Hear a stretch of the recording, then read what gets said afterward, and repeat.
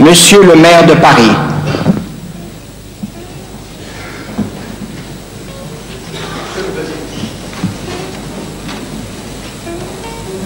Monsieur le Président, c'est pour moi un noble devoir de vous accueillir en cet hôtel de ville comme le veut la tradition.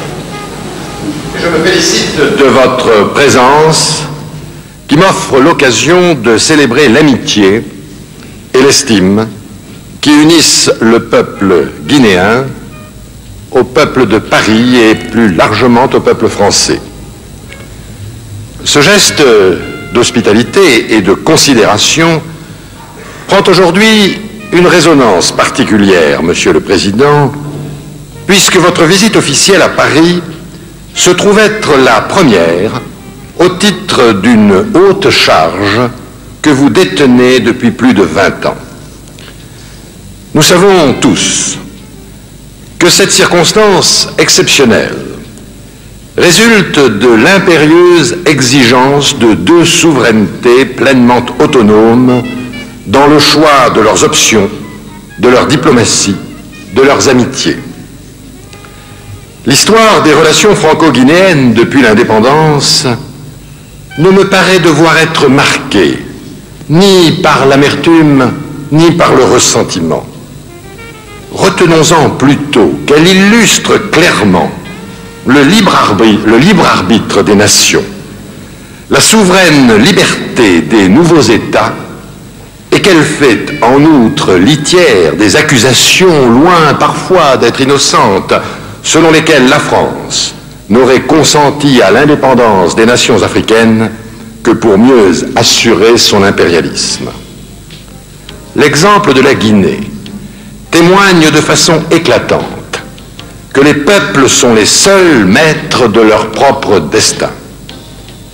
Il démontre aussi que le général de Gaulle, fondateur de la Ve République, en procédant librement à l'émancipation des jeunes États africains et en invoquant leur volonté populaire, le faisait sans calcul et sans arrière-pensée. Pendant toutes ces années, la France et la Guinée, sans pratiquer la coopération étroite et confiante, qui est la marque des relations entre la France et la plupart des pays africains francophones, ne se sont pas ignorés. Tant de liens patiemment tissés, tant d'habitudes prises en commun, tant d'intérêts réciproques entrecroisés, nous conduisaient, même de façon lointaine, à nous regarder l'un l'autre et à nous écouter. J'ai d'ailleurs noté, Monsieur le Président, que vous venez vous-même de déclarer qu'entre la France et la Guinée, il n'y a jamais eu de rupture. Depuis un quart de siècle, ajoutiez-vous, la Guinée a toujours manifesté sa volonté de coopérer et de maintenir des contacts dans tous les domaines. Pouvait-il d'ailleurs réellement y avoir rupture entre la France et l'Afrique, ou une partie de l'Afrique? L'Afrique est un continent où se manifeste une ardente volonté de vivre et d'imprimer sa marque dans l'histoire. Pour ce faire, elle doit se détourner de l'affrontement des idéologies et de la bataille des blocs et rechercher dans un nouveau pragmatisme la mobilisation de ses ressources propres, humaines et matérielles, et qui sont considérables. Pour cette grande tâche, je crois pouvoir affirmer que la Guinée trouvera toujours le peuple français à ses côtés. Soyez assuré, Monsieur le Président, de mes efforts et de mon action personnelle dans ce sens. Je le dis d'autant plus clairement que je suis persuadé de la solidarité de nos intérêts et de notre destin. Leur Afrique n'est pas un concept vague, ni politiquement, ni économiquement, ni stratégiquement.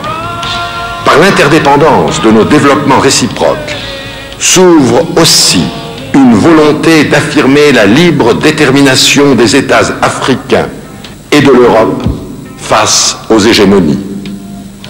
Si nous n'en tirons pas ensemble les leçons, craignons alors que ne se réalise la prophétie de Léopold Sédar Senghor dans son admirable Prières au masque.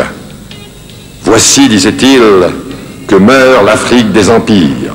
C'est l'agonie d'une princesse pitoyable, et aussi l'Europe à laquelle nous sommes liés par le nombril. Il nous faut donc réagir, et réagir ensemble. Je sais, Monsieur le Président, que vous partagez ces vues.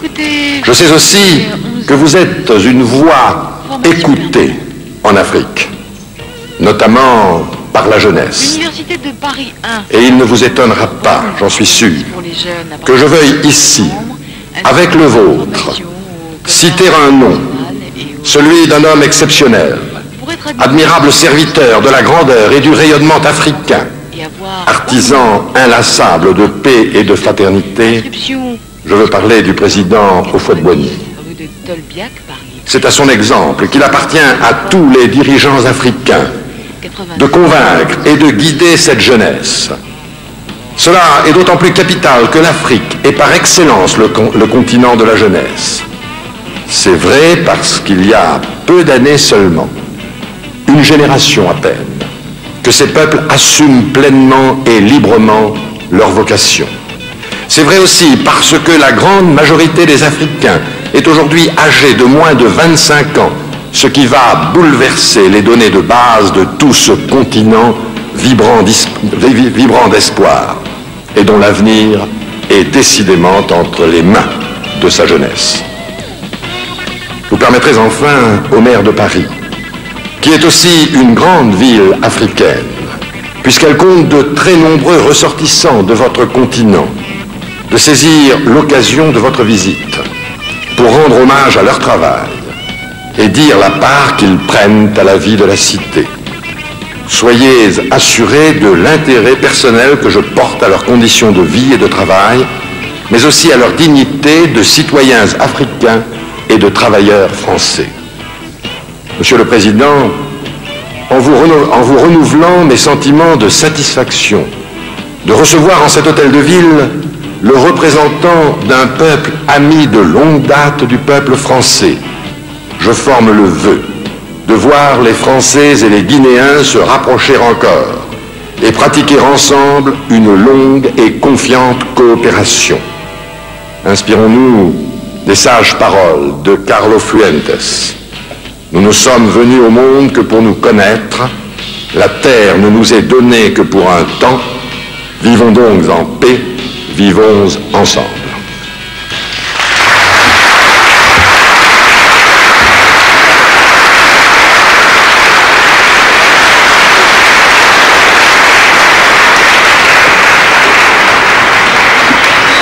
Monsieur le Président de la République de Guinée,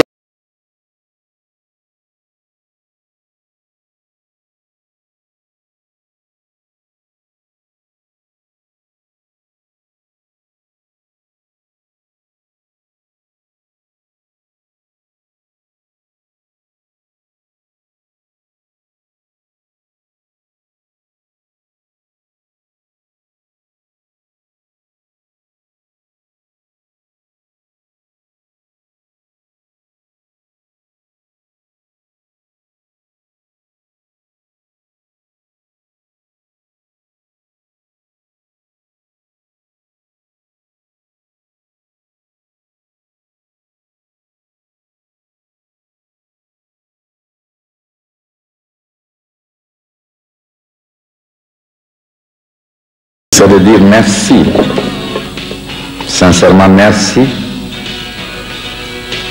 aux dignes et distingués représentants de la mairie de Paris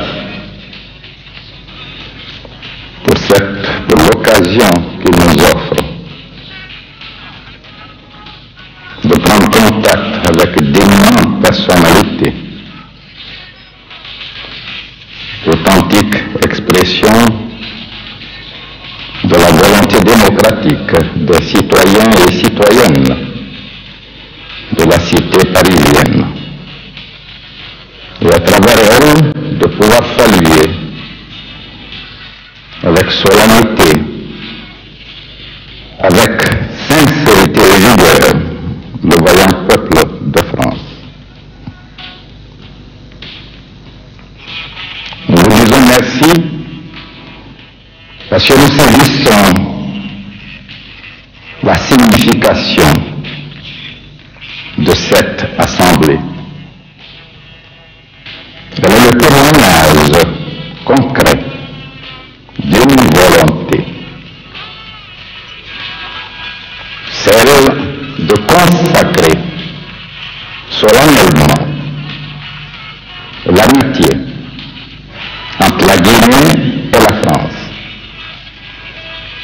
Et c'est pourquoi elle dépasse les dimensions singulières de la ville de Paris pour atteindre à celle de la France tout entière.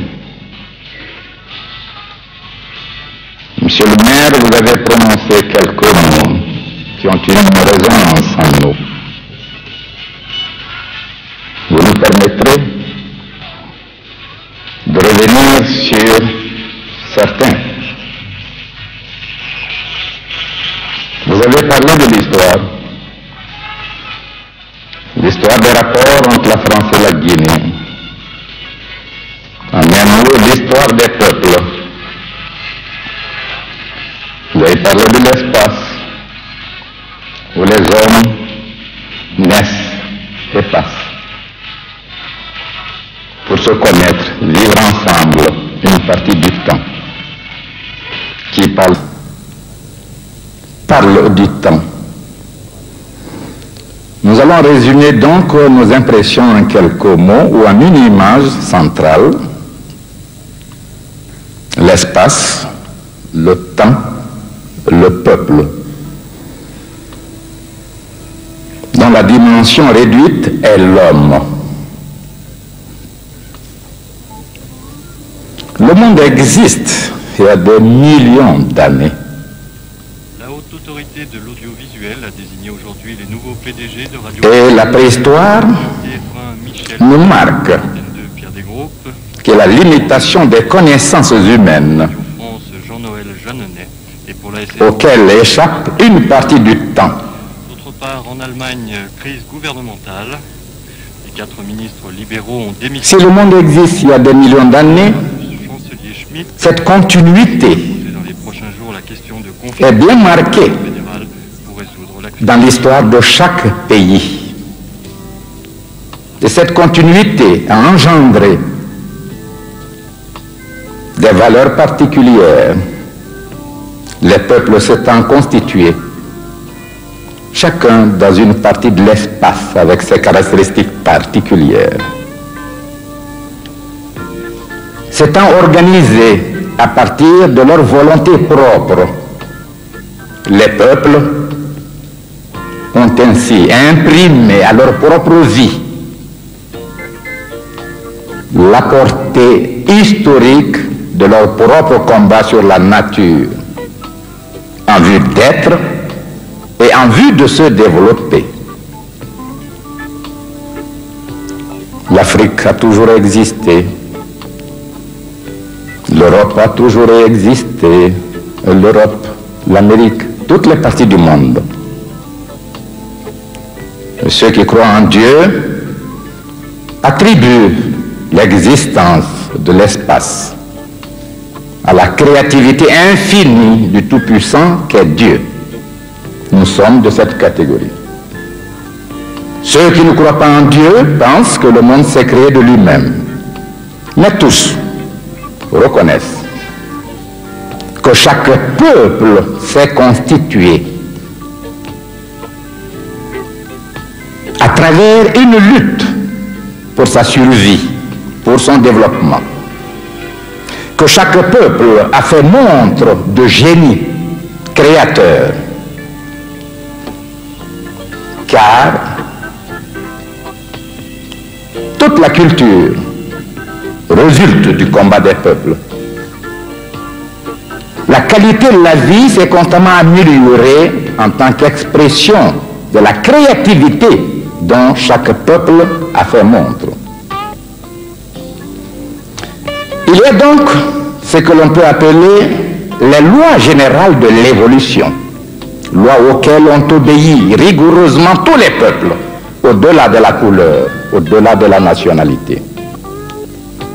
Il y a aussi les conditions spécifiques qui ont marqué l'évolution de chaque peuple. Si l'espace est unique, il est également différent d'un endroit à un autre. Et jamais deux peuples ne se sont trouvés dans des conditions historiques identiques, ne se sont trouvés dans des conditions d'espace identiques. D'où la prise en considération, la prise en charge du particulier caractéristique de l'identité, de la personnalité de l'homme et du peuple. Mais ce qui fait la communauté de destin, à laquelle vous avez brillamment fait référence tout à l'heure, c'est la vocation de tous les peuples à vivre libres et heureux. L'aspiration de tous les hommes à se soustraire à toutes les contraintes, à toutes les nécessités en vue d'assurer l'épanouissement intégral de ses facultés, d'accroître constamment ses capacités d'action dans la recherche infinie d'un bonheur également infini. Nous sommes les mêmes. Si nous sommes noirs, blancs, jaunes, nous les croyants disons que c'est pour la beauté de l'humanité que Dieu a créé les conditions déterminantes de la diversification de la couleur de l'épiderme. Mais les hommes sont les mêmes. Tous sont porteurs des mêmes génies. Tous ont les mêmes aspirations. Nous aimons à dire qu'il n'y a d'ailleurs de valeur authentique et véritable que celle ayant une portée historique et sociale. Une valeur à travers le temps qui se maintient, une valeur qui a une utilité pour l'homme et pour le peuple, et qui a donc une portée sociale, est une valeur véritable. C'est pourquoi les différences qui existent entre les peuples ne sauraient être ramenées qu'à deux conditions déterminantes. La première, l'avantage de la nature. La deuxième, la créativité, l'état de conscience et de volonté du peuple concerné pour se réaliser en réalisant son bonheur. Je vais vous donner l'exemple. Deux groupes d'hommes. Un constitué d'ingénieurs, de grands savants de toutes les spécialités. Un autre constitué d'analphabètes. Deux groupes d'hommes, mais qui vont être placés aussi dans des conditions différentes. Les hommes scientifiques, on les place sur une terre inculte, impropre à toute activité agricole. Les conditions écologiques ne permettant aucune transformation en faveur de l'alimentation de l'homme. Le groupe constitué d'analphabètes se trouve dans des conditions naturelles meilleures et peu d'efforts aboutit à la satisfaction des besoins alimentaires de ce groupe. Donc, dans les différences qui marquent l'évolution des sociétés, il y a d'abord une part de la nature. Deuxièmement, si on mettait les deux groupes dans des conditions identiques, la réponse est facile. Le groupe de scientifiques valoriserait en un minimum de temps les possibilités potentielles et atteindrait à un niveau élevé de bien-être, alors que le groupe d'analphabètes continuerait à végéter. Mais cela indique aussi que la culture joue un rôle. L'intelligence est un moteur de la volonté. La conscience est le phare de l'histoire des peuples et des hommes. Cela indique enfin que les valeurs socio-humaines doivent être les premières pour guider les valeurs matérielles. Si l'homme est chair, os, il est aussi esprit. Et sa supériorité ne peut être fondée que par la justesse de sa pensée, de l'esprit qui va régir son comportement, de la finalité qu'il assigne à toute activité physique. Et c'est pourquoi ce qui est commun à tous les peuples et qui peut servir de fondement à leur amitié, à leur coopération sincère et durable, c'est encore la culture. Nous le disons bien. Ici, on ne voit pas la couleur. On ne sentira pas la nationalité. On retiendra l'utilité de l'idée et les motivations de l'homme, du peuple, pour dynamiser le comportement et améliorer la qualité de l'existence. La Guinée a eu le privilège historique du XIIIe siècle jusqu'au XIXe à abriter la capitale des grands empires de l'Ouest africain. Et le peuple guinéen a tiré profit de cette phase historique en comprenant la valeur de l'indépendance et de la souveraineté. La nécessité pour l'homme, pour qu'il soit homme, d'être responsable de sa vie. La dignité exprimant cette indépendance, cette responsabilité de l'homme face à la vie. Et c'est pourquoi, mes chers frères, ne soyez pas du tout étonnés.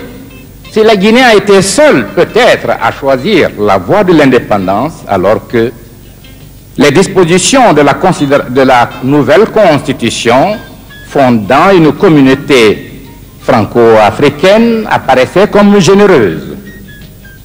Mais le sens de la liberté était très aiguisé. Un deuxième facteur, les jeunes de Guinée s'étaient mobilisés pour des raisons qui vous échappent en France. Notre pays n'avait pas connu de parti politique au sens vrai du mot, mais des mouvements à caractère tribal qui organisaient la lutte intrasociale. Et c'était d'ailleurs les autorités coloniales qui exerçaient le rôle d'arbitre, tellement les contradictions étaient formelles et plutôt étaient sérieuses et nombreuses. Nous étions à peine une douzaine de jeunes, âgés de 17 à 25 ans, à prendre la décision de transposer notre amitié sur les bancs de l'école dans les structures d'un parti qui aurait un contenu national. Deuxièmement, en Guinée, les femmes étaient considérées comme des esclaves. La femme était considérée comme une marchandise. On se la passait, je m'excuse de l'expression, mais c'est vrai. Notre parti a pris position contre toutes les faiblesses, toutes les insuffisances, toutes les inégalités que connaissait notre société et a élaboré un programme qui a servi de motivation à tous, au-delà de la couleur, au-delà du sexe, à adhérer au Parti national, qui était un parti d'opposition et qui pendant 6 ans est resté un parti d'opposition et n'a pu être le parti dominant qu'à la 9e année. Mais la Guinée était déjà en mutation politique. Moi, que vous connaissez comme leader, je ne suis pas de Conakry. Aucun de mes parents n'a vécu la ville de Conakry. Mais opposé aux citoyens de Conakry, nés à Conakry, de souche conacrienne, le peuple m'a plébiscité avec 78% des voix comme maire de la ville de Conakry. C'était la preuve déjà d'une mutation politique, que sur le plan idéologique, sur le plan politique, le peuple voulait d'une nation et s'engageait dans la construction de cette nouvelle réalité. Aussi, la liberté qui nous est chère a fait l'objet du contenu de toutes nos conférences. On attribue à une incompréhension entre le général de Gaulle et nous l'avènement de l'indépendance de la Guinée. Monsieur le maire, vous me permettrez ici de rendre un hommage solennel au général de Gaulle et de vous dire, certes, nous ne sommes pas de même idéologie, mais nous reconnaissons le rôle historique de premier plan qu'il a joué au niveau de l'histoire de son pays, la France. Nous avons vu en lui un patriote sincère, dominé d'une volonté de donner à la France non seulement sa liberté pour la reconquérir, mais sa personnalité et sa dignité. Et nous pensons qu'il est resté conforme à ses objectifs qui s'étaient fixés. Nous reconnaissons un deuxième fait. N'eût été le général de Gaulle, peut-être que l'indépendance de la Guinée serait toujours une réalité de l'avenir, mais pas celle de l'année 58. Nous nous sommes redevables de l'indépendance de la Guinée. Une analyse des faits démontre que c'est parce qu'il a un sens de dignité qu'il y a eu cette parfaite harmonie entre le dire et le faire. Alors que le projet de constitution était un peu équivoque quant à l'accession immédiate, mais la phrase prononcée par le chef du gouvernement français à Conakry disait au peuple guinéen, si vous voulez l'indépendance, vous pourrez la prendre le 29 septembre. Et je garantis au nom de la France qu'aucun obstacle ne sera dressé sur votre chemin. En France, il y a eu des partis politiques qui disaient, ah, c'est une personnalité, le chef du gouvernement qui a fait la déclaration, mais il faut une réunion de l'Assemblée, il faut telle et telle procédure. Il a dit non.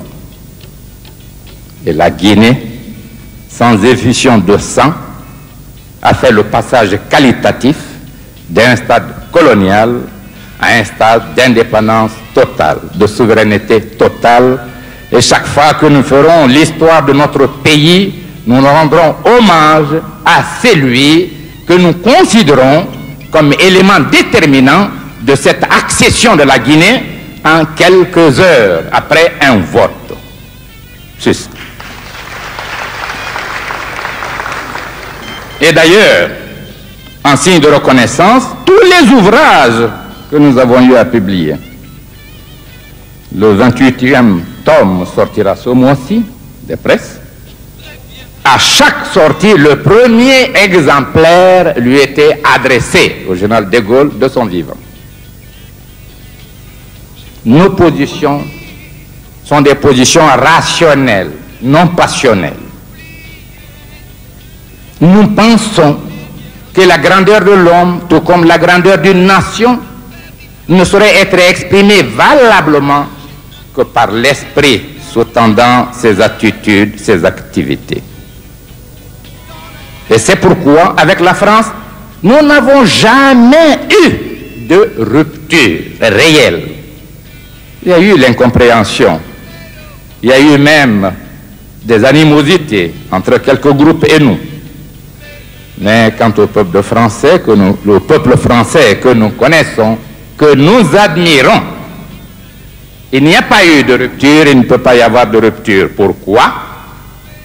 Notre fusion totale est faite dans la communauté des idéaux choisis. Et soyez sûrs que la Guinée est sans complexe. Elle a voulu faire montre de responsabilité, de dignité. Et souvent, à l'extérieur de l'Afrique, l'image que l'on a de l'Afrique, c'est cet homme mendiant, assis au carrefour de la rue ou devant une mosquée avec les mains tendues pour recevoir l'aumône. Et même ceux qui, par générosité ou par compréhension de la nécessité de l'aide, apportent cette aide, ils la font souvent dans des formes blessantes. Nous disons, quant à nous, l'histoire, ce n'est pas une course de vitesse. C'est une course de fond sans fin.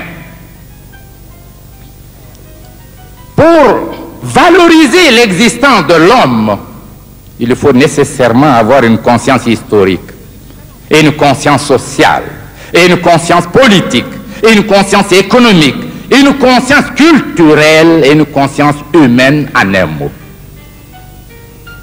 Ce n'est pas le degré de richesse ou de pauvreté qui servirait chez les hommes intelligents à sa classification, mais c'est ce qu'il aura représenté sur l'échelon universel de la pensée universelle. C'est cela qui se confondra avec lui.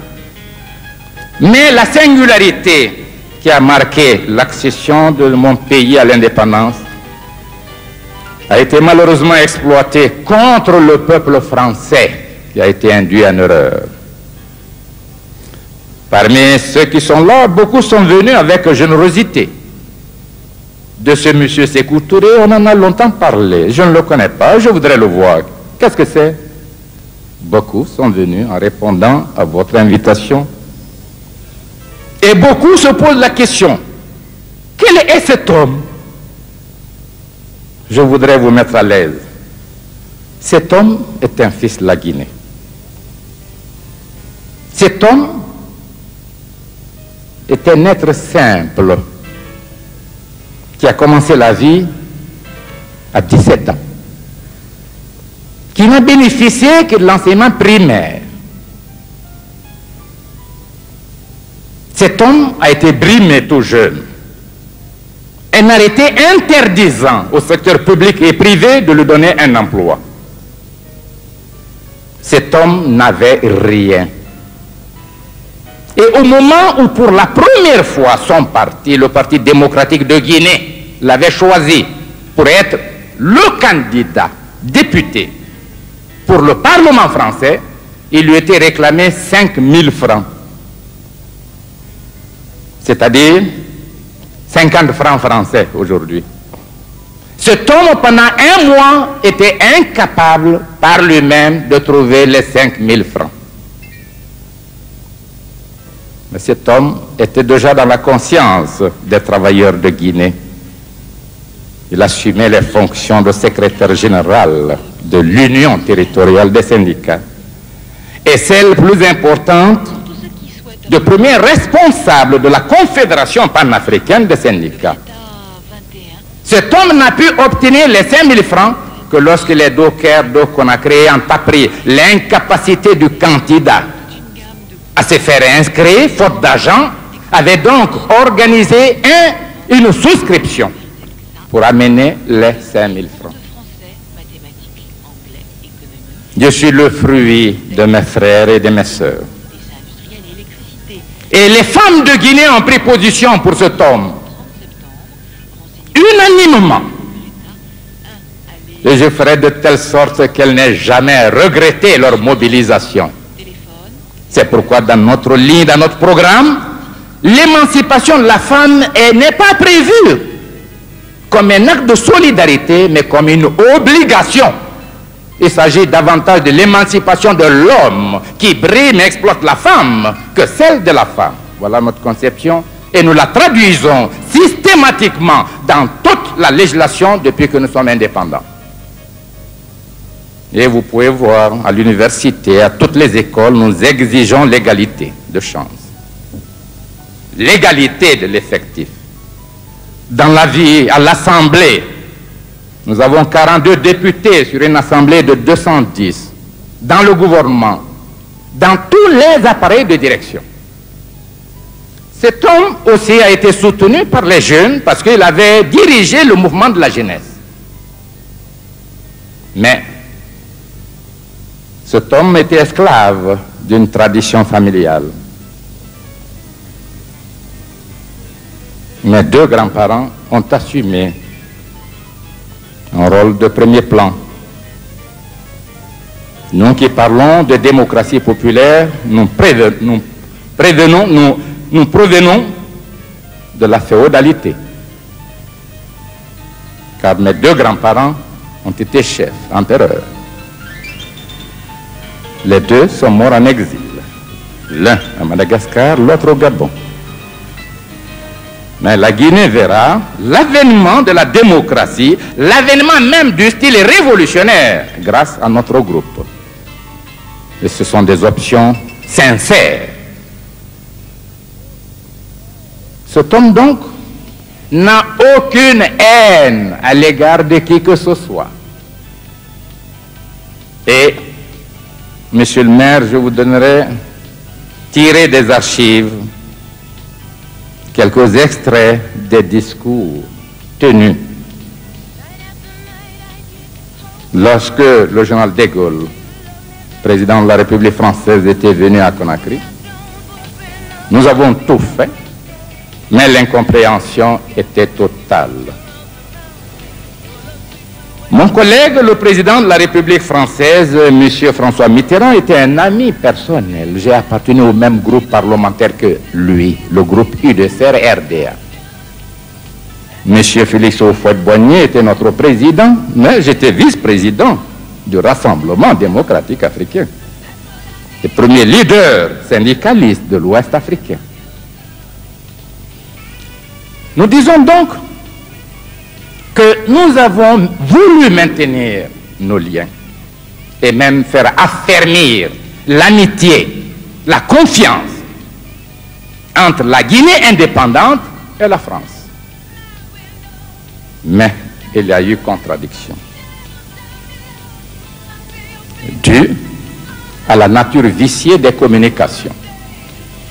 Ici, le peuple français, je m'excuse de l'expression, n'a souvent entendu ou lu que des contre-vérités.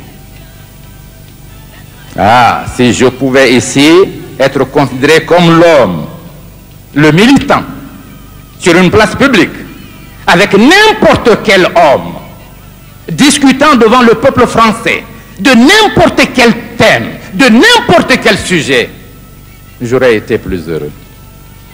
Parce que j'aurais abandonné le protocole et j'aurais pu clamer certaines vérités. Ceux qui sont venus à l'appel de M. le maire nous accueillir, j'ai dit certains sont des amis, d'autres ne savent pas pourquoi, pour qui ils sont venus. Je voudrais que vous reteniez une seule image, c'est celle d'un homme sincère, un homme qui n'a pas de complexe, un homme qui n'a aucune rancune, un homme qui voudrait bâtir avec les Français un avenir merveilleux de coopération entre la France et son pays. Cela est sincère. Mais nous connaissons un fait, chaque pays, quel que soit le niveau de son développement historique, a des besoins. L'homme sans besoin n'existe pas. Car le bonheur est une conception de capacité de satisfaction des besoins, et le bonheur est sans fin parce que les besoins sont sans fin. Si on peut limiter les besoins physiologiques, mais les besoins culturels sont sans fin, l'esprit inventera toujours une nouvelle forme de l'éthique et poussera l'homme à sa réalisation. Nous sommes venus donc exprimer cette volonté sincère de coopération durable avec la France, avec son gouvernement, avec tous les milieux. Mais nous ne venons pas tendre la main. nous ne quémanderons jamais. Nous nous comporterons toujours en homme responsable, en peuple responsable et digne. Nous disons la dignité, c'est l'harmonie entre le dire et le faire. Nous tâcherons de rester dignes. Nous respecterons tous nos engagements. Voilà donc, Monsieur le maire, la signification que nous accordons à l'occasion que vous avez bien voulu nous offrir à nous adresser à ces illustres personnalités représentant les différents milieux de la ville de Paris et donc de la France. Nous vous disons encore merci. Nous vous disons jugez-nous par nous-mêmes et non parce qu'on dit de nous. Et pour vous mettre à l'aise, avec votre permission, Monsieur le maire, je ne voudrais pas abuser du temps. Quel est le mot qui vient à l'esprit du français? En Guinée, il n'y a pas de droit de l'homme. Voilà ce qui est chanté. J'aiderai les auteurs en faisant un poème sur leur création et en les ridiculisant. Je vous assure, au nom de tout ce qui m'est cher, de mes grands-parents qui ont symbolisé la résistance africaine, de moi-même qui ai dirigé, organisé cette résistance jusqu'à l'indépendance, en tant que leader des syndicats, leader des jeunes, jamais un homme en Guinée n'a été poursuivi pour raison politique, raison de délit de presse, raison de délit de parole. Si vous lisez mes thèses philosophiques, pour moi, il n'y a pas de raison d'État. Et nous sommes le seul pays à avoir perçu la fusion nécessaire entre l'État, le parti et le peuple, en créant une phase historique, celle du parti État. Mais qu'à lire les thèses philosophiques justifiant cette entité. Aucun individu en Guinée ne peut exercer une parcelle de l'autorité du pays, de la souveraineté nationale, sans avoir été élu par le peuple. À 17 ans, tout le monde est électeur. Aucune loi ne peut être votée par le Parlement guinéen sans avoir été soumise sous forme de projet à tous les villages et à tous les quartiers pour que le peuple le discute, en détermine d'abord la moralité en laissant au Parlement le soin de donner la forme régulière à la loi. Aucun peuple ne le fait. Nous sommes d'une démocratie avancée. Et ce n'est pas par orgueil quand je dis que notre système démocratique est en avance. Je voudrais que les plus sceptiques viennent en Guinée. Monsieur le maire, j'ai connu au hasard votre illustre adjoint qui était venu en Guinée et qui m'a fait l'honneur d'une visite, sachant très bien que tout Français qui viendrait à Conakry viendrait avec un héritage de l'action nocive de la presse. Je lui ai demandé de bien vouloir se promener avec moi un peu.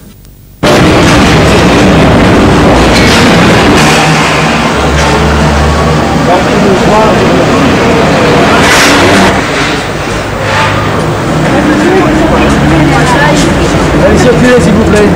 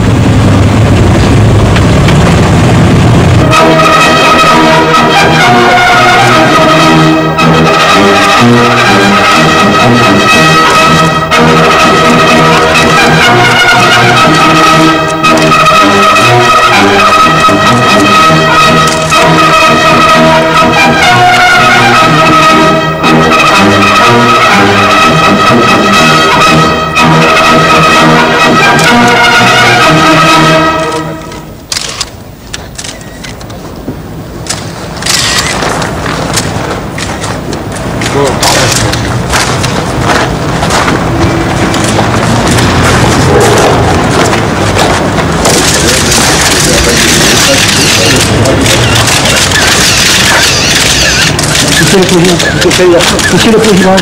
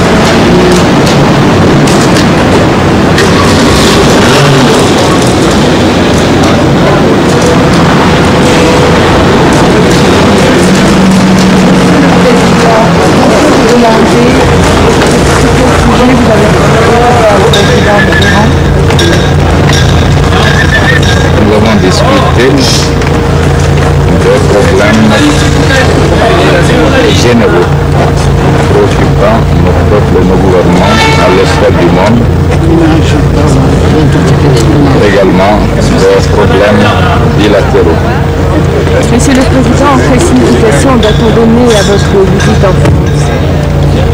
Une signification politique de reprise de contact, aussi une signification humaine, parce que ce contact me permet de retrouver d'anciens amis, d'anciens collaborateurs. Monsieur le Président, comment jugez-vous l'évolution des relations franco-guinéennes? Êtes-vous satisfait? Je suis convaincu que les relations franco-guinéennes connaîtront un avenir merveilleux, à raison de la volonté politique commune, de la disponibilité du chef de l'État français et celle de la Guinée, et aussi à raison de l'identité des idéaux que nous poursuivons, aussi bien en Guinée qu'en France. Mais n'y a-t-il pas quelques points de divergence entre la France et la Guinée, Monsieur le Président, qui subsistent? Une coopération enregistre toujours quelques divergences parce que chaque peuple a son identité, sa personnalité et connaît ses problèmes spécifiques qui le préoccupent.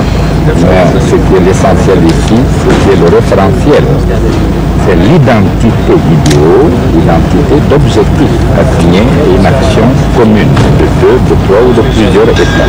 Monsieur le Président, on a dit que le contentieux qui subsistait, le dernier, pourrait porter sur les droits de l'homme, la conception que chaque pays se fait. Est-ce que vous avez abordé ce sujet avec...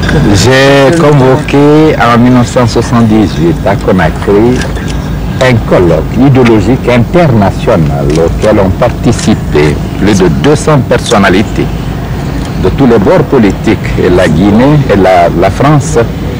Il y avait des représentants sur le thème droit du peuple, droit de l'homme.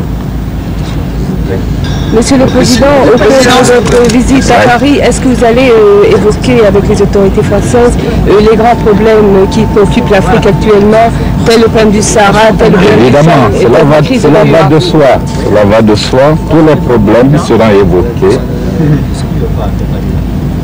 Nous avons intérêt à faire les communications indispensables à la meilleure compréhension des positions prises par les uns et par les autres. Et que pensez-vous de la crise qui prévaut actuellement au sein de l'OUA? Au sein de l'OUA, la crise qui prévaut était d'abord prévisible, elle a ses causes déterminantes. Ce que j'ai pu dire ici, c'est que la crise sera résolue. Est-ce qu'il y a eu des pas en avant à la suite des contacts et des voyages que vous venez de faire? Oui, il y a eu des pas en avant et je suis sûr que tous les gouvernements africains, tirant les leçons justement des conditions qui ont amené cette crise, feront montre de capacité intellectuelle et politique pour résoudre la crise afin d'assurer un fonctionnement régulier à l'OUA, qui est un outil indispensable, en tout cas utile Monsieur le Président. à l'évolution du continent. Monsieur le Président, avant Paris, vous êtes rendu dans plusieurs capitales occidentales, notamment les États-Unis, à Bonn et à Madrid, et aujourd'hui à Paris.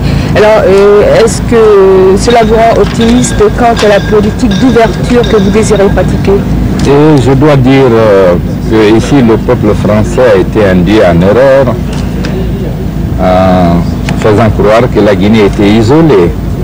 La Guinée a abrité depuis son indépendance jusqu'à aujourd'hui le plus d'ambassadeurs que la plupart des pays africains. Vous pouvez vous faire renseigner. Monsieur le Président, je n'oublie pas que vous êtes également président de la conférence islamique, que vous occupez notamment du conflit Irak-Iran. Alors, quel est votre point de vue là-dessus? Est-ce que les négociations ont un petit peu avancé? Et de quoi avez-vous parlé à Fès pendant votre escale? Je dirais que le conflit entre l'Iran et l'Irak est un conflit malheureux qui préoccupe toute la communauté musulmane. Et en tant que président du comité islamique de paix, nous avons engagé des efforts constants. Et même dans une semaine, nous reprenons nos initiatives avec l'espoir que l'Iran comme l'Irak, ayant tiré les leçons des conséquences catastrophiques de ce conflit, sous la forme de perte de vie humaine et de biens matériels, accepteront les nouvelles propositions qui leur seront faites par le comité islamique de paix. Et à propos de M. Godzabé, s'il vous plaît, Monsieur le Président. Oui. Monsieur Godzabé a été exécuté dans cette nuit. Un instant, Marie, s'il te plaît. Ouais. Monsieur le Président, M. Godzabé a été exécuté dans la nuit cette nuit. Pouvez-vous nous dire vos sentiments? À exécuter. L'ancien ministre iranien des Affaires étrangères, Sadegh Khodzadeh. Oui, je le connais, mais je n'ai aucun avis à émettre. J'ai une haute responsabilité, celle de présider Monsieur le Président. le comité islamique de paix en vue de réconcilier l'Iran et l'Irak. Je ne m'amuserai pas à me prononcer sur un problème que je considère interne. Monsieur le Président, au sein de l'opinion française, en particulier au Parti Socialiste, des voix se sont élevées ces derniers jours pour émettre ce qu'on peut appeler des réserves sur le respect des droits de l'homme ou les violations des droits de l'homme en Guinée. Je pense que vous aurez peut-être à ce sujet des conversations dans les jours qui viennent avec certains responsables français. Que comptez-vous leur dire? Je dis la France a été induite en erreur. Aucun individu n'a été poursuivi en Guinée pour délit de presse, délit de parole, pour activité politique. Je suis un leader syndical connu du monde entier.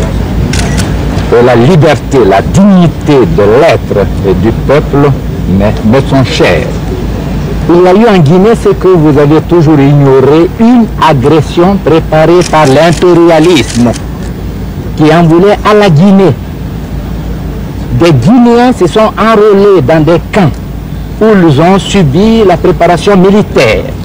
Ils ont emprunté des avions étrangers. Ils sont venus débarquer le 22 novembre dans la nuit à Conakry. Ils ont massacré 360 personnes.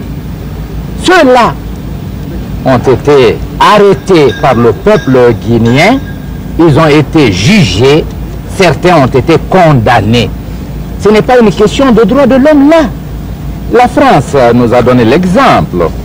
Et je disais, Historia, votre revue, numéro 36, numéro 41, vous parlez de l'histoire de la France. Là, ce ne sont pas 8 qui ont été exécutés, mais des centaines, plus de 100 000 personnes ont été exécutées par le peuple français, et le peuple français a raison. Il a incarné là la volonté, la dignité de tous les peuples du monde. Et quand la Guinée, victorieuse, des agresseurs, des mercenaires, applique à ceci la loi qu'elle a décidée d'elle-même, pourquoi voulez-vous rattacher ce fait à une question de droit de l'homme? Est-ce que l'homme français, le Parisien, a droit aujourd'hui de mettre le feu à tous les biens des populations de Paris? Je ne pense pas. Il ne faut jamais opposer le droit de l'individu au droit de la société. L'indépendance, la souveraineté sont des droits collectifs conquis par le peuple de Guinée. Et ceux qui veulent attenter à l'indépendance et à la souveraineté de la Guinée sont des traîtres quand ils sont des Guinéens. Mais ici, on essaie de faire croire qu'il s'agissait des Français. aucun n'est français, tous sont des fils de Guinée. Certes, ils avaient épousé des Françaises, mais la double nationalité, qu'est-ce que cela veut dire? Est-ce qu'un Français qui épouse un Américain et qui vit en Amérique, avec sa femme américaine, je m'excuse, un Français qui épouse une Américaine, qui vit en Amérique avec sa femme, et qui porte, que l'Américaine, son épouse, porte atteinte à la souveraineté de son État, l'Amérique, ou non, le peuple américain, les juridictions américaines ont le droit de juger celle-là. Et quand elle sera jugée et condamnée, est-ce que le gouvernement français pourrait poser des questions au gouvernement américain pour qu'on lui parle du sort réservé à cette Américaine? Écoutez, nous avons trop de respect pour la France. La Révolution française est pour nous un symbole. Et nous aimerions que ceux qui parlent au nom de la France expriment la logique française, les valeurs chères à la France, le patriotisme, l'amour de la patrie est une valeur, la défense de la liberté est une valeur, la défense de la souveraineté est une valeur. Et alors, quand la Guinée défend ces mêmes valeurs, vous voulez l'accuser de quoi? Pour rester fidèle à elle-même. Je vous demande de laisser le problème de droits de l'homme, mais à titre personnel, s'il y a quelqu'un qui voudrait mieux connaître cette Guinée, je l'invite à y venir. Je l'invite à prendre tous les contacts dans tous les milieux qu'il désirerait. Et lui, il viendra ici comme propagandiste de la révolution guinéenne. Parce qu'il aura découvert que les droits de l'homme sont mieux respectés en Guinée que dans certains pays du monde. Monsieur le Président, quand serait-il des relations entre la France et la Guinée dans l'avenir? Les relations entre la France et la Guinée, pour moi, sont bonnes et elles continueront à se développer sur la base de la confiance et du respect mutuel. Merci. Merci.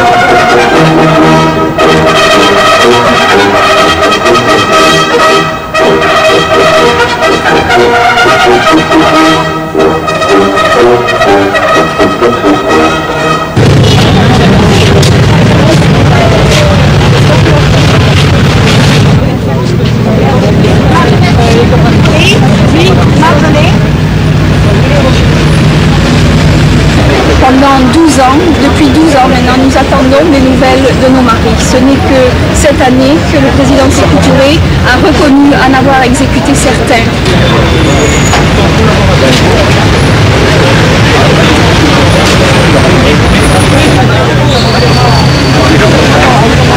Nous sommes constitués en association pour avoir soit la libération des survivants, comme nous avait annoncé pendant des années les survivants, soit la délivrance par la Guinée d'un acte de décès pour les décédés. C'est le minimum qu'une veuve et que des orphelins peuvent demander.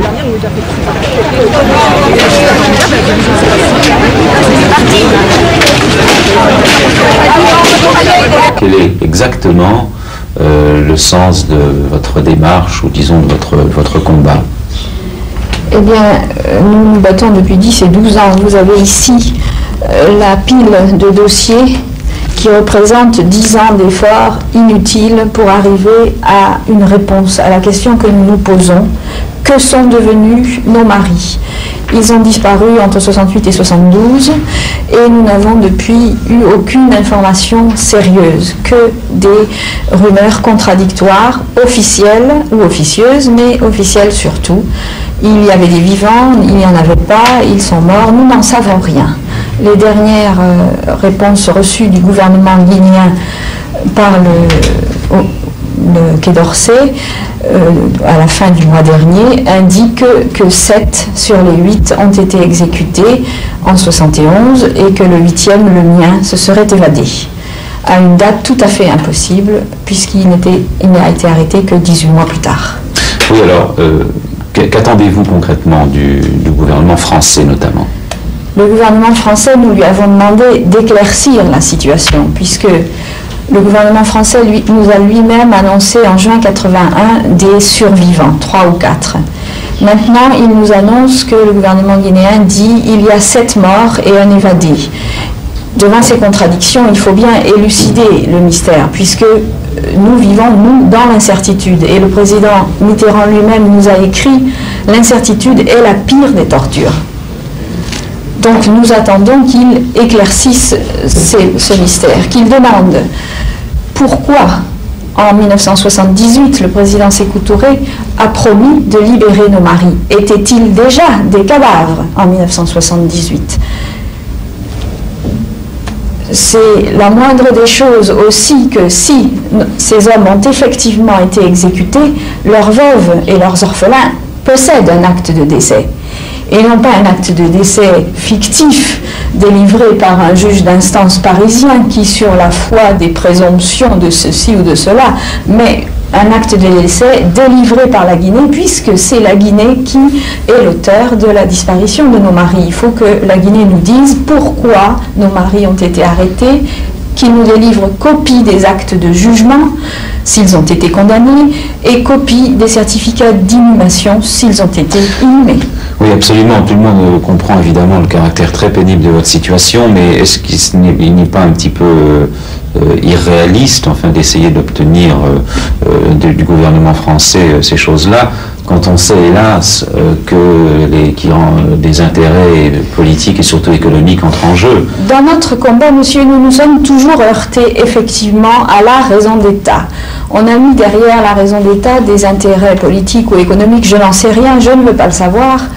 Je sais simplement que le gouvernement français actuel nous a donné des engagements écrits où précisément le président Mitterrand disait qu'il est des circonstances comme la nôtre où un président de la République doit savoir donner à l'honneur et au cœur la préséance sur la raison d'État.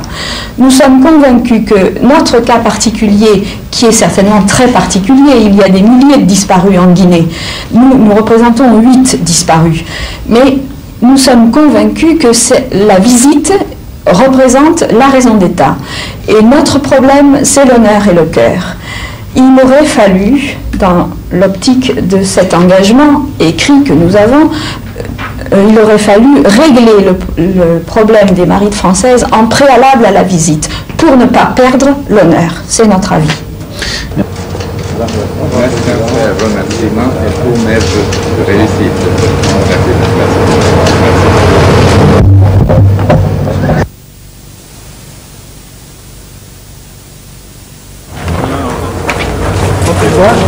Je tourne le scène. Reste là, vas-y. Des contacts directs avec plusieurs milieux. Milieu officiel, milieu privé.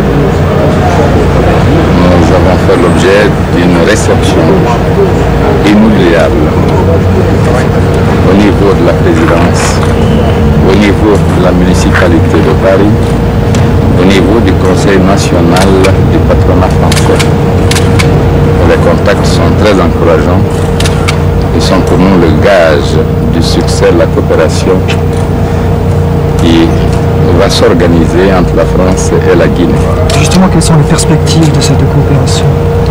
Les perspectives, c'est de mettre en commun les éléments utiles à l'économie de la France et de la Guinée, réaliser des objectifs communs de développement par la valorisation de certaines potentialités économiques de la Guinée. Cela suppose bien entendu une volonté politique, aussi des principes et des bases justes. Cela a été l'objet de nos conversations je vous dis que nous sommes très satisfaits des résultats de nos conversations. Avez-vous invité le président Mitterrand à se rendre à Conakry? Monsieur Mitterrand, le président de la République française, est permanemment invité à Conakry. Qu'a-t-il répondu? Non, je vous dis qu'il est permanemment l'invité du peuple de Guinée, qu'il a toujours considéré comme un ami, et un ami sincère. Avant qu'il ne soit président, il a effectué plus de 4 visites, au moins 4 visites en Guinée, au moment où la Guinée était presque en difficulté avec la France officielle. Et maintenant que M. François Mitterrand est le représentant du peuple français, je crois que la Guinée l'accueillerait avec la même confiance, la même estime. Merci.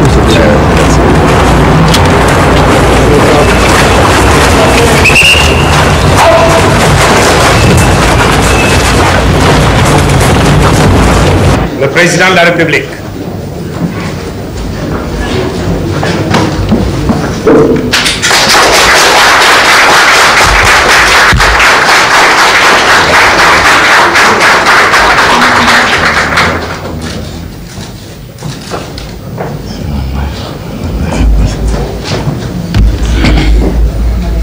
Mesdames et Messieurs, représentants de la presse, nous sommes très heureux d'avoir ce contact direct avec vous. Dans la vie moderne, la presse est d'une importance décisive. L'on sait d'abord que toute la civilisation universelle, toutes les valeurs dont sont fiers les peuples, résultent de l'acte de communication entre hommes et hommes, entre peuple et peuple.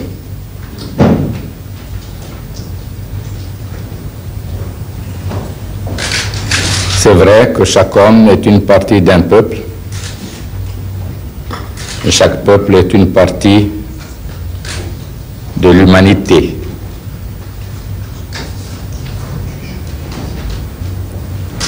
La presse a donc un rôle important,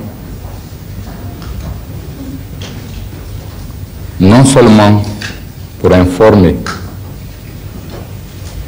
mais former objectivement l'opinion. Et toute formation n'a de valeur qu'en concourant efficacement à la transformation qualitative de l'homme. Compte bien que si la pensée même est identique, les aspirations sont identiques, les formes d'expression de cette pensée ne sont plus identiques. Et on voit dans l'habitat, dans le mode vestimentaire, alimentaire,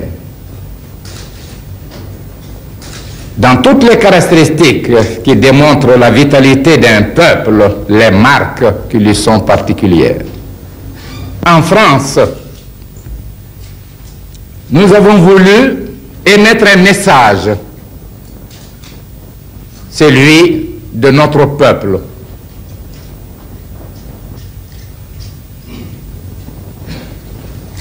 Ce message comporte l'expression d'une volonté résolue de coopération.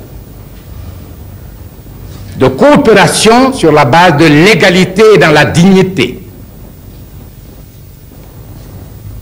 La Guinée, dans l'histoire, a connu une éclipse, celle qu'a représentée la domination qu'elle a eu à subir pendant une soixantaine d'années. Et depuis le 28 septembre 1958, la Guinée s'est engagée dans la voie d'une indépendance nationale, d'une souveraineté nationale. Un premier phénomène que l'opinion française ignore, c'est que celui qui vous parle a subi le fait colonial. Ses deux grands-parents, paternels et maternels, sont morts en exil. L'un au Gabon, l'autre à Madagascar. L'opinion française ignore un autre fait historique.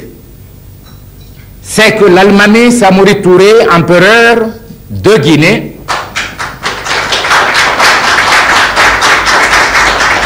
a été arrêté le 29 septembre 1898.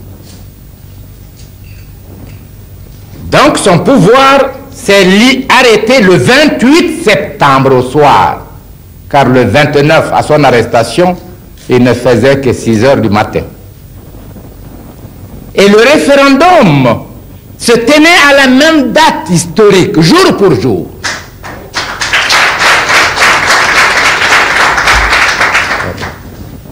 Coïncidence qui n'a pas de signification pour les autres, mais qui pour la Guinée a une profonde signification.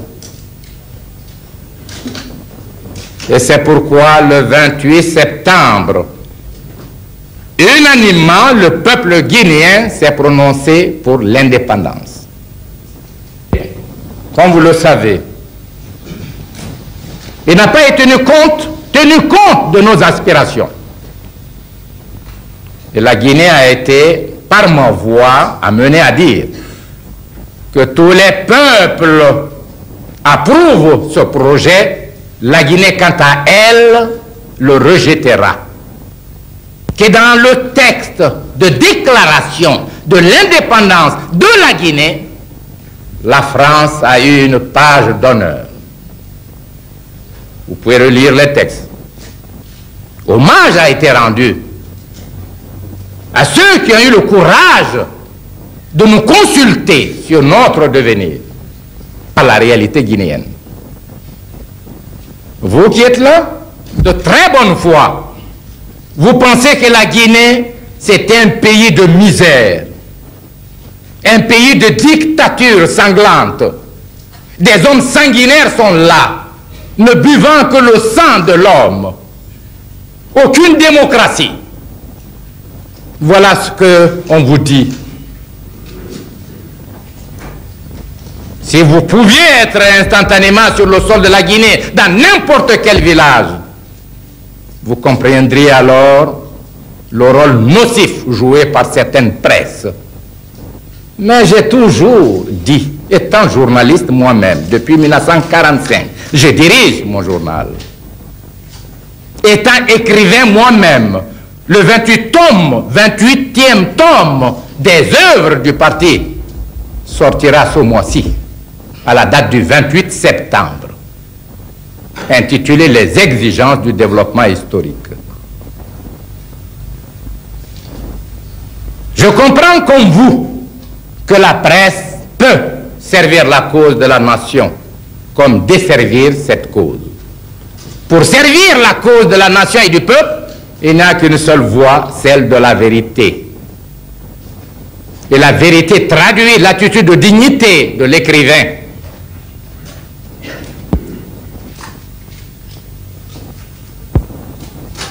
Et ce n'est pas seulement la forme populaire, c'est le fond. Le pouvoir a été conquis par le peuple. Il est exercé par le peuple et pour le peuple.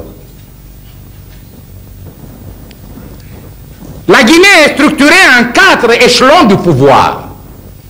Chaque village est un pouvoir révolutionnaire local, disposant de tous les attributs du pouvoir, exerçables sur le territoire villageois.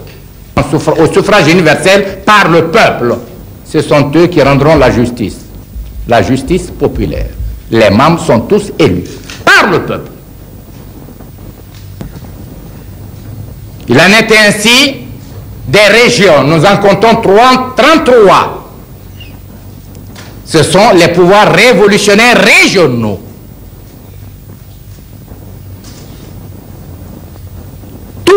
cadres sont élus au suffrage universel.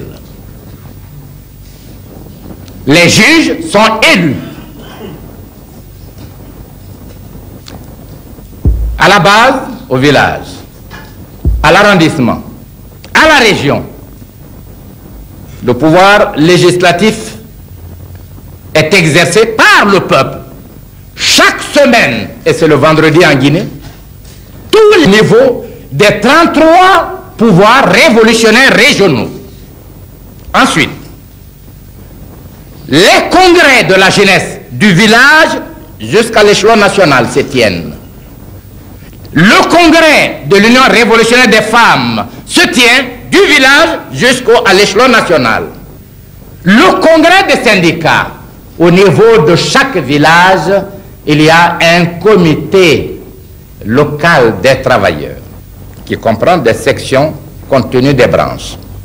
Au niveau de chaque arrondissement, il y a le s'exprime dans la parfaite harmonie entre ce que l'on dit et ce que l'on fait. La dignité s'exprime dans l'exercice de la responsabilité de l'homme et du peuple. C'est pourquoi nos misères sont les nôtres. Nous les connaissons et nous nous organisons pour les liquider. Il y a des années, personne ne parlait de coopération, de solidarité et d'aide. Tout cela, c'est l'invention des dernières décennies. Montre de vitalité, de génie. C'est pourquoi la Guinée s'est fixée comme premier objectif la réhabilitation historique. Indiquer qu'il n'y a pas un schéma universel pour l'évolution. Ils ont tous été invités par la force à rejoindre la France sous peine de perdre leur nationalité. Une grande sommité du savoir, c'est le professeur Suré Canal, que vous connaissez, qui a appartenu au comité central du PCF, ami personnel, qui dirigeait une école normale supérieure. Il a été menacé et il a été amené à nous abandonner pour rejoindre la France. Nous étions obligés de demander aux amis soviétiques, aux Polonais, Vietnamiens, enfin des différents pays socialistes. Nous leur avons demandé de nous envoyer des professeurs qui venaient apprendre le français d'abord en Guinée avant de commencer à enseigner les sciences. Même les manuels d'enseignement, on nous les refusait en France. Lorsque nous faisions une commande de manuels, la commande était rejetée. Ce ne sont plus des différences de degrés, mais bien des différences de nature qui la séparent de la Guinée d'hier. Et c'est pourquoi en venant ici, nous ne devons pas vous cacher que nous étions très heureux d'avoir un contact utile. Nous appelons contact utile communication vraie, objective, sincère. Que la Guinée soit présentée telle qu'elle est, non pas selon l'image que voudraient lui imposer ou imposer à l'opinion française certains journalistes.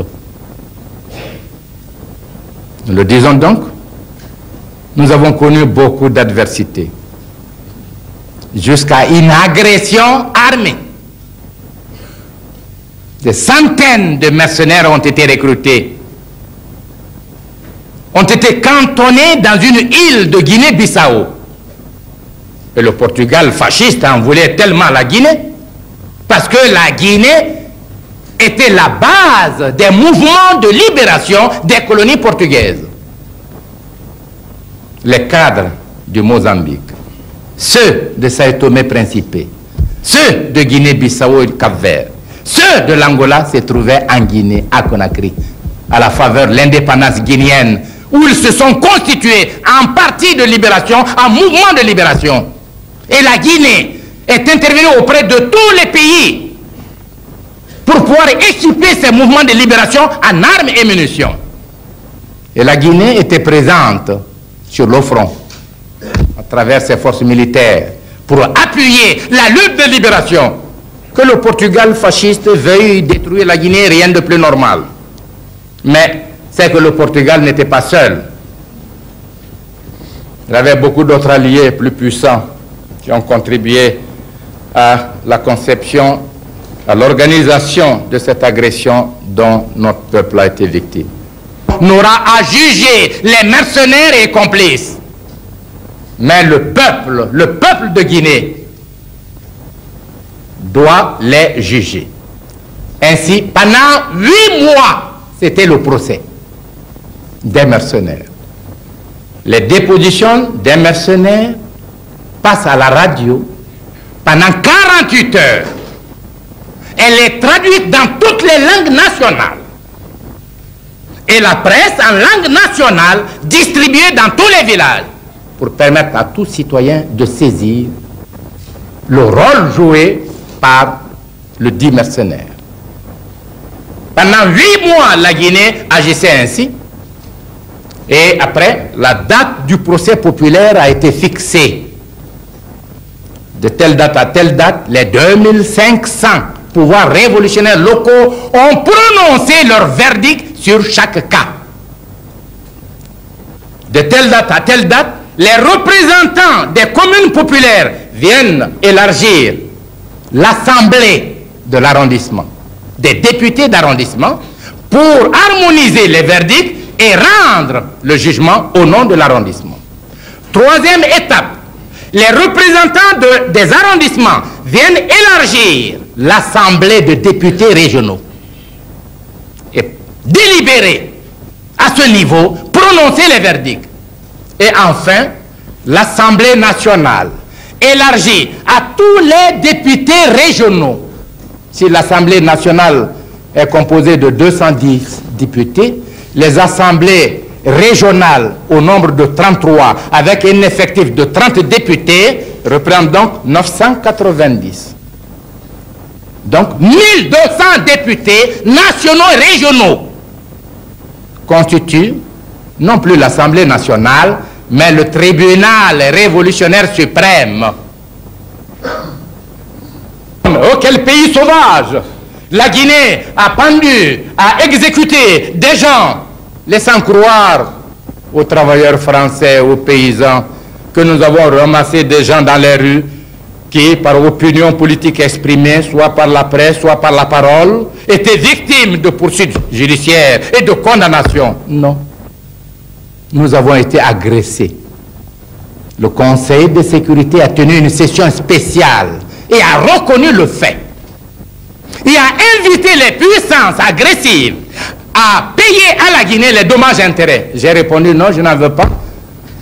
Si elles ont conscience d'avoir commis un crime, je les invite à libérer mes frères des colonies portugaises. Telle a été ma déclaration. L'Organisation de l'Unité africaine a tenu une session spéciale le 12 décembre 1970 à Lagos. Et l'unanimité des membres était cette fois-ci présente.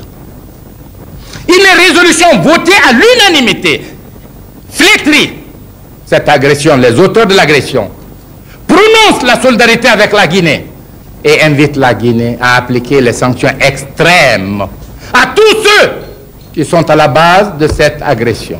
Invite tous les pays à remettre à la disposition de la Guinée ceux qui, ayant participé à l'agression, se trouveraient dans ces pays-là. Je connais l'histoire de France, on me l'a enseigné.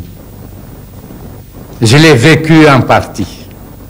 J'étais ici en 1946, au 8e congrès de la CGT. Et en ce moment, la CGT était la centrale unique des travailleurs français. Je connais l'histoire de France. Et je sais qu'en août, septembre 1944, ce sont des dizaines de milliers de traîtres dont le compte a été réglé directement par les patriotes français. 17 000 communards sont passés aux armes, 110 000 autres traîtres exécutés par le peuple. Et je dis bien, dans Historia numéro 36, M. Tedjen déclare Les rues sont jonchées de cadavres.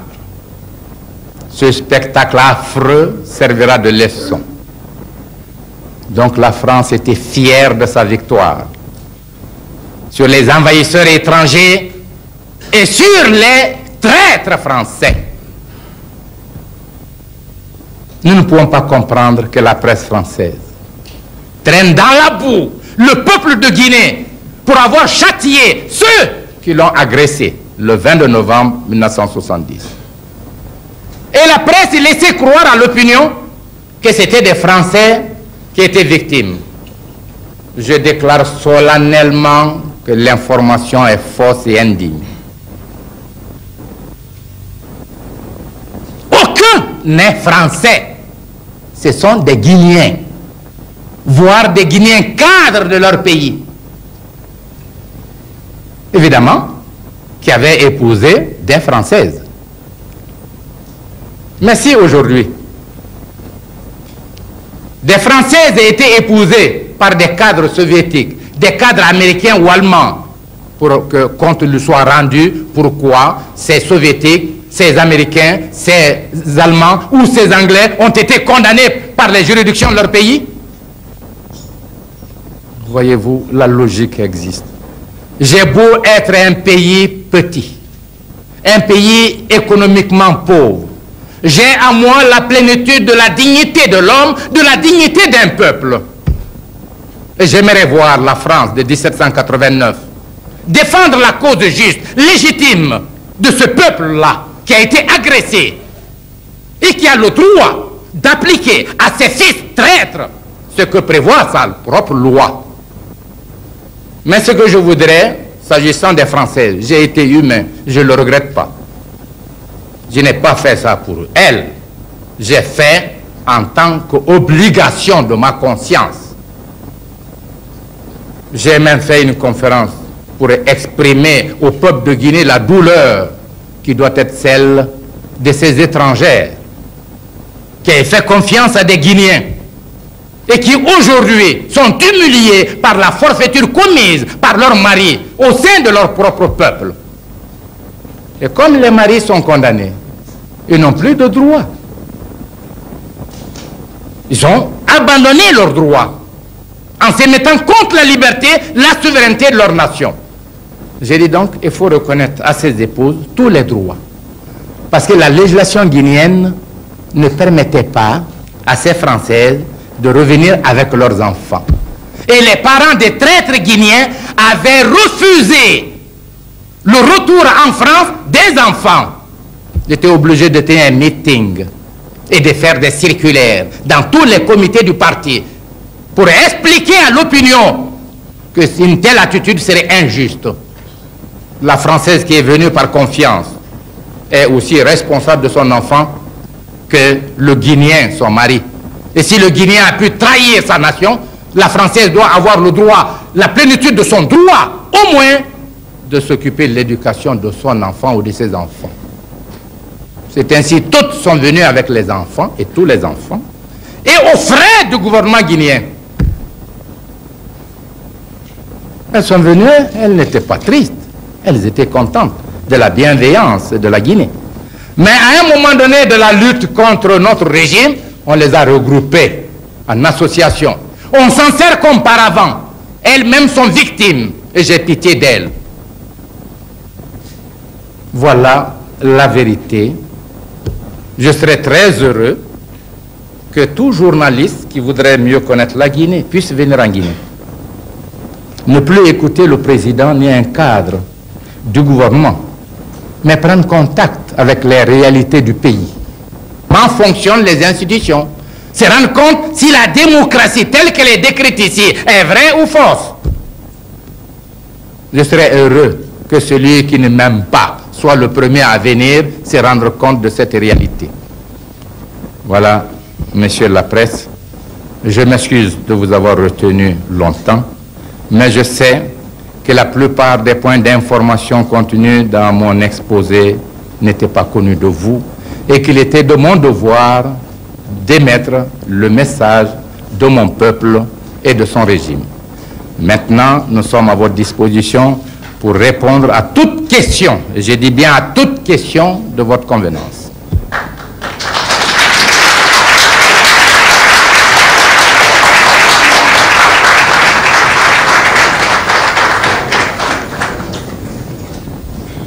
Bon. Je suis à l'aise et je parle sans orgueil.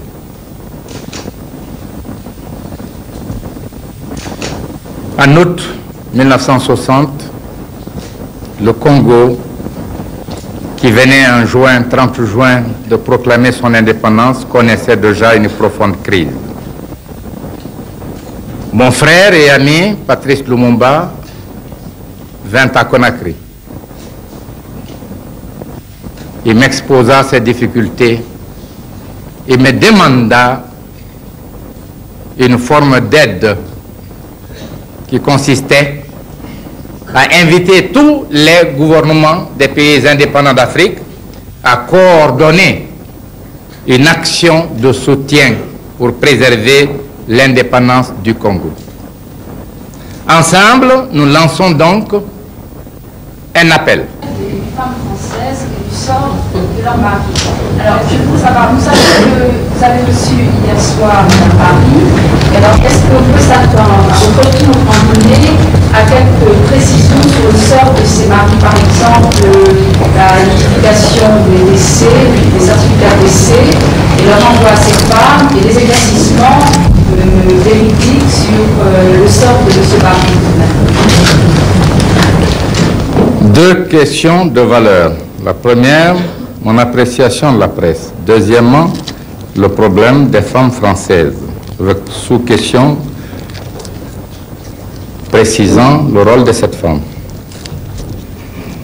Lorsque des journalistes connaissent parfaitement la vérité et laissent une fraction de la presse induire en erreur l'opinion sans corriger l'erreur, pour moi, il s'agit de la presse française.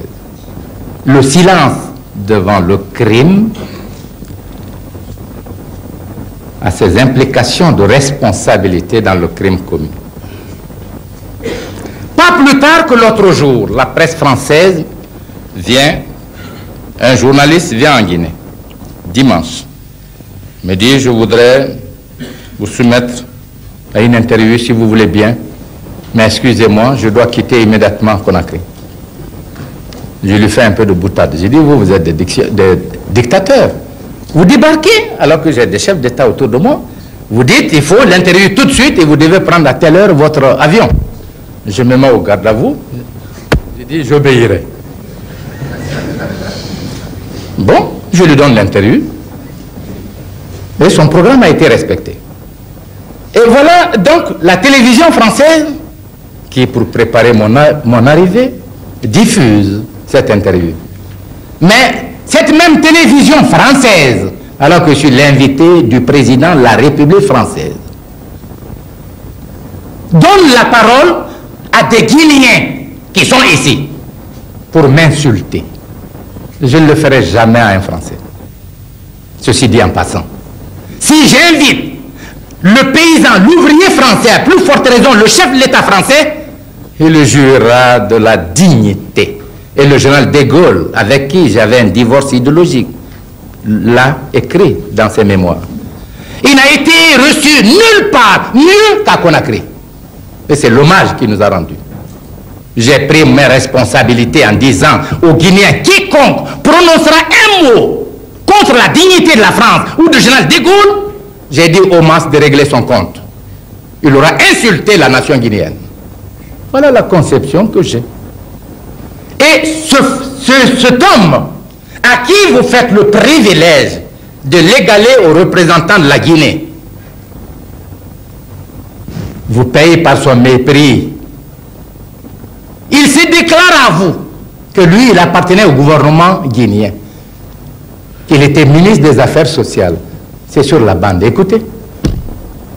Un vulgaire inconnu qui n'a jamais appartenu à un gouvernement guinéen, puisque depuis 1957, Dieu merci, je préside aux destinées du gouvernement guinéen. Je le constitue au sein des directions politiques de mon pays. Mais il n'a pas hésité à dire à vous qu'il est ancien membre du gouvernement guinéen. C'est le mépris avec lequel il vous a payé. Donc, quand je dis la presse, ceux qui connaissent la vérité et qui ne veulent pas la rétablir, n'assument-ils pas une certaine responsabilité? Bon. Maintenant, le problème des femmes. Vous avez dit, vous n'avez pas placé sous un angle personnel. Vous avez érigé la défense sous l'angle des droits de l'homme. Le premier pays à avoir tenu un colloque idéologique international avec plus de 300 participants, d'éminentes personnalités de tous les horizons, c'est la Guinée. Et le groupe afro-asiatique, par scission, a adopté les résolutions. Ne parlons pas des mouvements panafricains. Donc, le premier choc en Guinée, le voilà. Un jour, nous apprenons par la presse que l'Assemblée de la communauté a voté une résolution condamnant le gouvernement guinéen pour avoir violé les droits de l'homme. Une fois de plus, c'est le problème permanent. Je voudrais que cette Assemblée condamne un jour la France ou la Grande-Bretagne ou l'Allemagne pour des problèmes concernant 2 ou 3 personnes ici qui ont été jugées, condamnées par les juridictions d'ici. Je crois que la communauté ne le fera pas. Non, on le fait parce que nous sommes ce que nous sommes. Deuxièmement, ces femmes, à partir de la presse, laissent croire qu'elles sont victimes. Elles sont victimes de quoi? Je voudrais le savoir. Est-ce que leurs maris ont été poursuivis pour délit de presse, pour activité politique? Je voudrais le savoir. Où sont-ils impliqués dans le complot dont la Guinée a été victime? Je voudrais le savoir. Je viens de vous dire que tous ceux-là n'ont été poursuivis que pour complot. Et parmi l'une des femmes, elle se réclame d'un mari. Je vous apprends un secret. Voilà Madame Touré. Elle est là. C'est son oncle. Il s'agit de son oncle, du frère de sa maman. J'ai des parents dans les comploteurs. Chacun d'eux a des parents. Lui, il a des parents. C'est un événement extraordinaire qu'a vécu notre peuple. J'aurais préféré, je vous l'ai dit tout à l'heure, la lutte des idées. C'est l'âme chère. Personne n'a le monopole de la vérité. Et la contradiction politique est une essence de dynamisation de la vie dans un pays. Mais pas la trahison. Pas se faire vendre au régime étranger, percevoir des sommes, prendre les armes contre son propre peuple. Ça, c'est l'indignité, la forfaiture. J'en parle toujours avec peine. Que cette femme, si elle était venue à Conakry, dire « Ah, j'ai besoin d'un certificat, j'ai appris ceci et cela », elle l'aurait eu tout de suite. Elle sait comment elle est venue avec les enfants. Je vous l'ai dit tout à l'heure. Elle sait qui a payé les transports. Donc, respect de ces rapports, elle serait venue, elle aurait eu ce qu'elle demandait. Mais elles vont saisir la communauté pour traîner dans la boue la Guinée. Je ne réponds pas. Elles saisissent certains journaux pour nous traîner dans la boue. Je ne réponds pas. Et vous voyez, depuis qu'on est là, à toute interview, on parle de cela. C'est cela qui fait le rapport entre l'Afrique, entre la Guinée et la France. Ne me donnez pas cette impression. Ma volonté est ardente, mon esprit est sain. Nous avons fait beaucoup d'efforts pour tourner la page, car c'est nous qui avons été victimes. Ce n'est pas vous, c'est nous. Et nous voulons consciemment tourner cette page. Ne pas retenir tout ce qui a été dit de nous ou fait contre nous. Parce qu'il y a eu un changement. Deuxièmement, parce que nous sommes tous conscients des circonstances que nous vivons et des grands problèmes que nous avons à résoudre dans l'intérêt de nos peuples. Je répète donc, le ministère des Affaires étrangères a déjà écrit au ministère des Affaires étrangères de France, informant le gouvernement du sort réservé à ceux qu'on appelle les 8 Français qui pour nous sont tous des Guinéens. Ils ont été condamnés, ils ont été exécutés. Après, on veut encore en savoir long. Qu'est-ce que vous voulez qu'on dise? Pour une Française, c'est de savoir si mon mari vit ou ne vit pas. Parce que la législation française ne peut pas la considérer veuve, la libérer ou lui donner quelques pensions si le certificat n'est pas établi. Mais le gouvernement vous a déjà écrit. Qu'est-ce que vous voulez maintenant savoir? Qu'est-ce que vous voulez? À moi de poser la question. Alors, pour savoir si vous allez envoyer justement des certificats de décès à ces femmes, par exemple, depuis... J'écris au gouvernement avec timbre, avec signature, c'est pas suffisant. C'est du formalisme. C'est du formalisme. Le certificat, chez nous, on a dit, monsieur, tant, on met le tampon, acte de l'état civil. Mais le papier d'état civil en Guinée est différent de... La nomenclature chez nous est différente de la vôtre. Chaque pays. Une lettre officielle d'un gouvernement et un gouvernement n'est-il pas supérieur à tout?